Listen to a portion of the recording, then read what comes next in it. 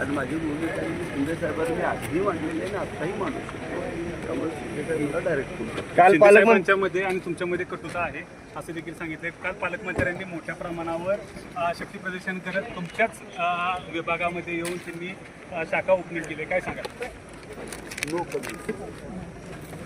साहेब, तुमची ताकद कमी होते असं वाटतंय का तुम्हाला कोरेगावमध्ये? जनतेला विचारा, आत्ताची बैठक बघा.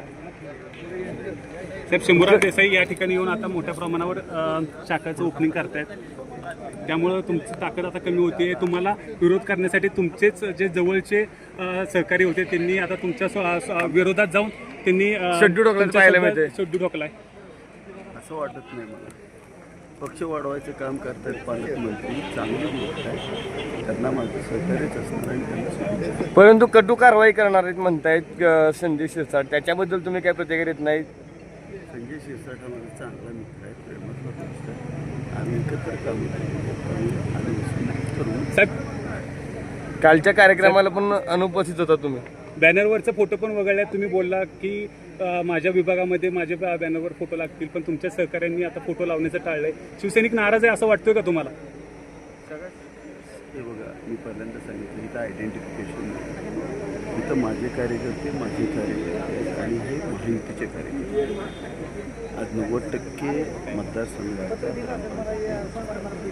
आणि सगळे कार्यकर्ते आता समोर उपस्थित होते.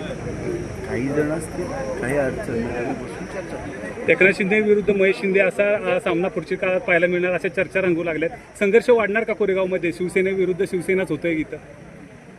पहिली गोष्ट लक्षात घ्या, कुठलाही संघर्ष वाढलेला नाही. हा मीडियाने संघर्ष वाढवलेला आहे. कसलाही संबंध येत नाही. एकनाथ शिंदे हा प्रचंड मोठा त्याच्याविरुद्ध आम्ही काय बोलावं असं काही नाही. साहेब, मग काल कार्यक्रमाला तुम्ही अनुपस्थित होता, बॅनरवरचे फोटो पण वगळले होते. पूर्वनियोजित 68 कार्यक्रम होते माझ्या कुटुंबाचे. त्याच्यामध्ये 45 लग्न, 16 सभा आम्ही पुढच्या दिवसात केल्या. त्यामुळे माझा तो सोडून मध्ये नव्हता.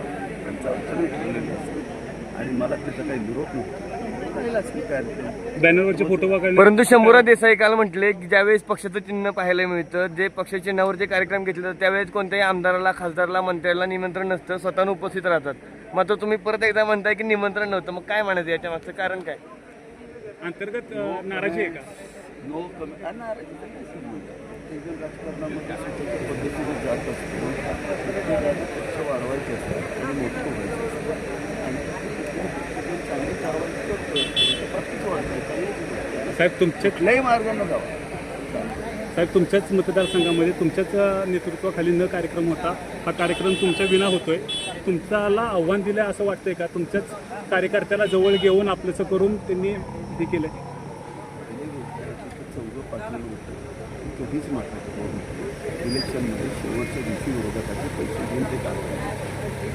हे त्यांनी लक्षात घेतलं.